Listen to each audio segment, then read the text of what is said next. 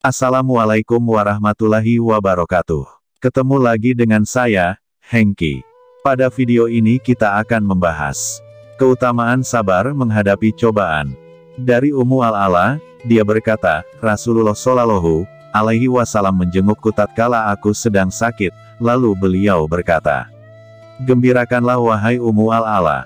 Sesungguhnya sakitnya orang muslim itu membuat Allah menghilangkan kesalahan-kesalahan, sebagaimana api yang menghilangkan kotoran emas dan perak." 1. Wahai uhti mukminah, sudah barang tentu engkau akan menghadapi cobaan di dalam kehidupan dunia ini. Boleh jadi cobaan itu menimpa langsung pada dirimu atau suamimu atau anakmu ataupun anggota keluarga yang lain. Tetapi justru disitulah akan tampak kadar imanmu. Allah menurunkan cobaan kepadamu, agar dia bisa menguji imanmu, apakah engkau akan sabar ataukah engkau akan marah-marah, dan adakah engkau ridha terhadap takdir Allah. Wasiat yang ada di hadapanmu ini disampaikan Rasulullah Shallallahu Alaihi Wasallam tatkala menasihati Ummu Al-Ala, radhiyallahu anha, seraya menjelaskan kepadanya bahwa orang mukmin itu diuji Rabb-nya agar dia bisa menghapus kesalahan dan dosa-dosanya. Selagi engkau memperhatikan kandungan kitab Allah, tentu engkau akan mendapatkan bahwa yang bisa mengambil manfaat dari ayat-ayat dan mengambil nasihat darinya adalah orang-orang yang sabar, sebagaimana firman Allah. Dan, di antara tanda-tanda kekuasaannya ialah kapal-kapal, yang berlayar di laut seperti gunung-gunung.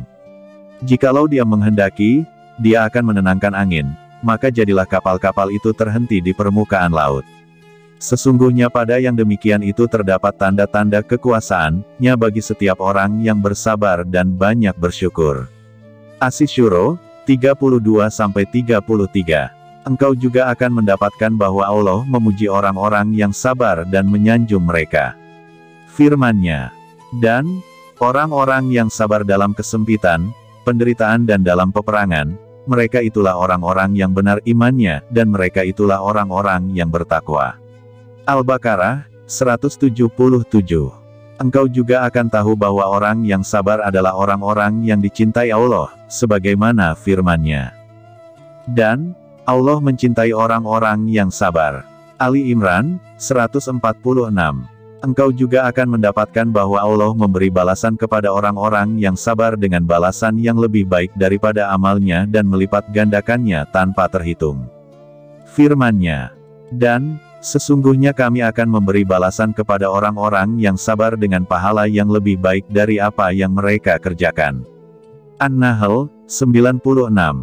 Sesungguhnya hanya orang-orang yang bersabarlah yang dicukupkan pahala mereka tanpa batas. Az-Zumar 10.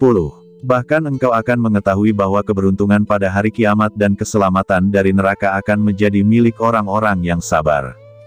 Firman Allah, sedang para malaikat masuk ke tempat-tempat mereka dari semua pintu, sambil mengucapkan salamun alaikum bima sabartum. Maka alangkah baiknya tempat kesudahan itu. Ar-Ra'd 23-24. Benar, semua ini merupakan balasan bagi orang-orang yang sabar dalam menghadapi cobaan. Lalu kenapa tidak, sedangkan orang mukmin selalu dalam keadaan yang baik? Dari Suhaib radhiyallahu anhu, sesungguhnya Rasulullah Shallallahu Alaihi Wasallam bersabda, "Sungguh menakjubkan urusan orang mukmin. Sesungguhnya semua urusannya adalah baik. Apabila mendapat kelapangan, maka dia bersyukur dan itu kebaikan baginya. Dan, bila ditimpa kesempitan, maka dia bersabar, dan itu kebaikan baginya." 2. Engkau harus tahu bahwa Allah mengujimu menurut bobot iman yang engkau miliki. Apabila bobot imanmu berat, Allah akan memberikan cobaan yang lebih keras. Apabila ada kelemahan dalam agamamu, maka cobaan yang diberikan kepadamu juga lebih ringan. Perhatikalah riwayat ini. Dari Sa'id bin Abi Waqqas radhiyallahu anhu, dia berkata, "Aku pernah bertanya, wahai Rasulullah, siapakah orang yang paling keras cobaannya?" Beliau menjawab, "Para nabi, kemudian orang pilihan dan orang pilihan lagi. Maka seseorang akan diuji menurut agamanya. Apabila agamanya merupakan agama yang kuat, maka cobaannya juga berat. Dan, apabila di dalam agamanya ada kelemahan, maka dia akan diuji menurut agamanya." Tidaklah cobaan menyusahkan seorang hamba sehingga ia meninggalkannya berjalan di atas bumi dan tidak ada satu kesalahan pun pada dirinya. 3. Dari Abu Sa'id Al-Khudri radhiyallahu anhu, dia berkata, "Aku memasuki tempat Rasulullah Shallallahu alaihi wasallam, dan beliau sedang demam. Lalu kuletakkan tanganku di badan beliau. Maka aku merasakan panas di tanganku di atas selimut. Lalu aku berkata, 'Wahai Rasulullah, alangkah kerasnya sakit ini pada dirimu.' Beliau berkata, 'Begitulah kami, para nabi. Cobaan dilipatkan kepada kami dan pahala juga ditingkatkan bagi kami.' Aku bertanya, 'Wahai Rasulullah, siapakah orang yang paling berat cobaannya?' Beliau menjawab, 'Para nabi.' Aku bertanya, 'Wahai Rasulullah, kemudian siapa lagi?' Beliau menjawab, 'Kemudian orang-orang solih.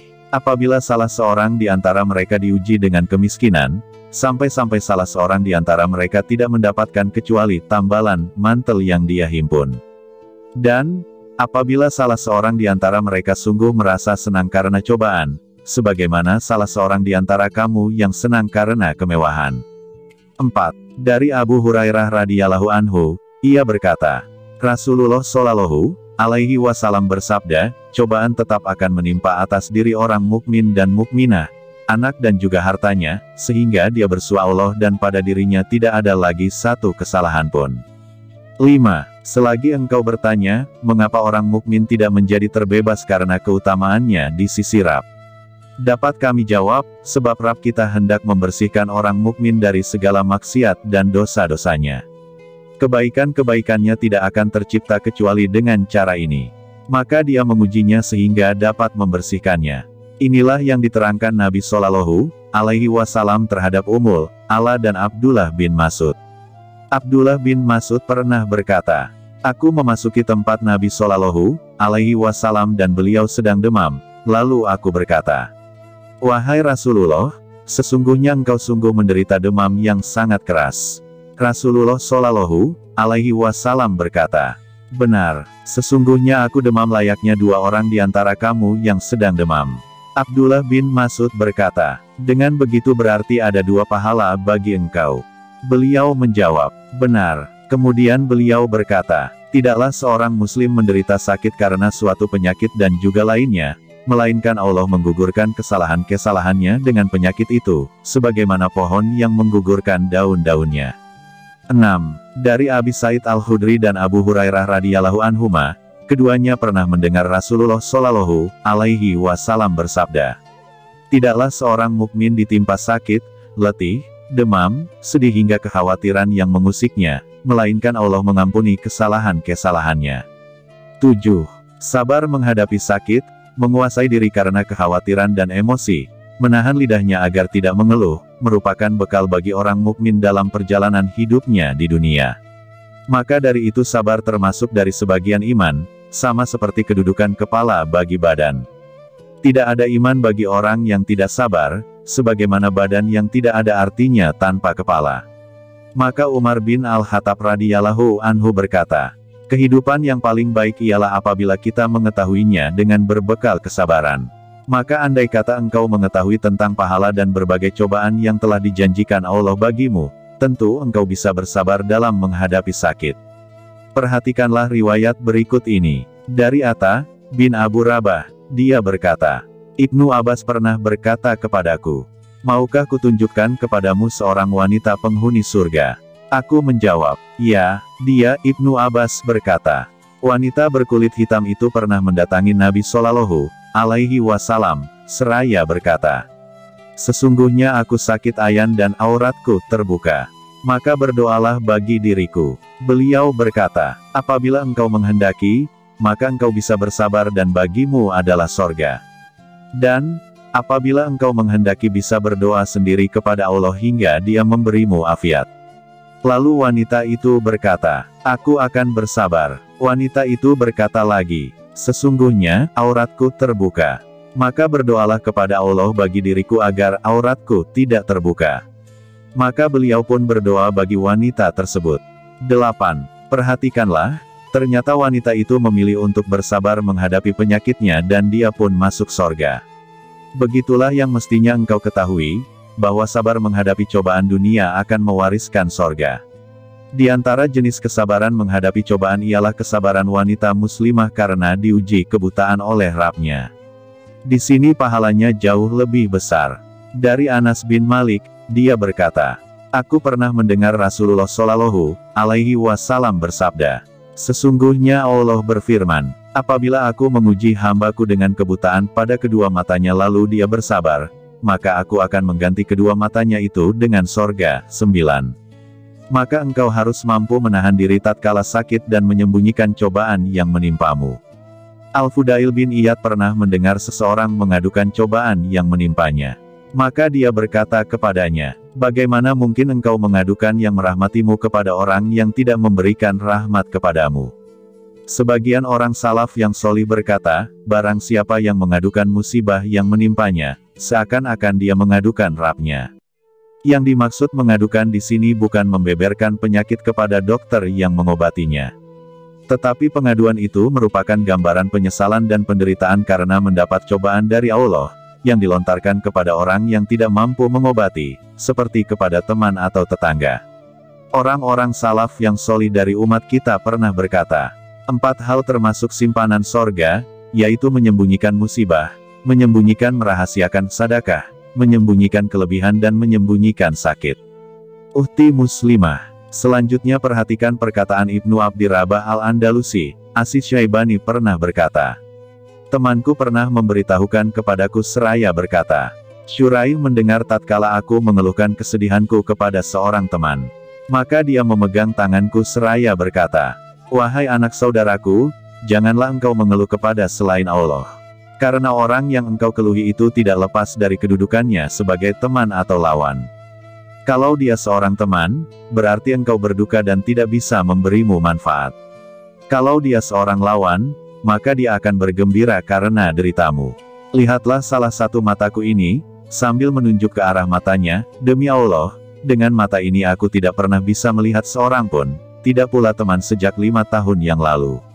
Namun aku tidak pernah memberitahukannya kepada seseorang hingga detik ini. Tidakkah engkau mendengar perkataan seorang hamba yang solih, Yusuf, sesungguhnya hanya kepada Allah aku mengadukan kesusahan dan kesedihanku. Maka jadikanlah Allah sebagai tempatmu mengadu tatkala ada musibah yang menimpamu. Sesungguhnya dia adalah penanggung jawab yang paling mulia dan yang paling dekat untuk dimintai doa." Al-Aqdud Farid, 2/282. Abu Darda radhiyallahu anhu berkata, apabila Allah telah menetapkan suatu takdir, maka yang paling dicintainya adalah meridai takdirnya. As-Zuhad, Ibnul Mubarak, Hal. 125. Perbaharuilah imanmu dengan lafaz la ilaha illallah dan carilah pahala di sisi Allah karena cobaan yang menimpamu. Janganlah sekali-kali engkau katakan, andaikan saja hal ini tidak terjadi, tatkala menghadapi takdir Allah. Sesungguhnya tidak ada taufik kecuali dari sisi Allah. Wassalamualaikum warahmatullahi wabarakatuh.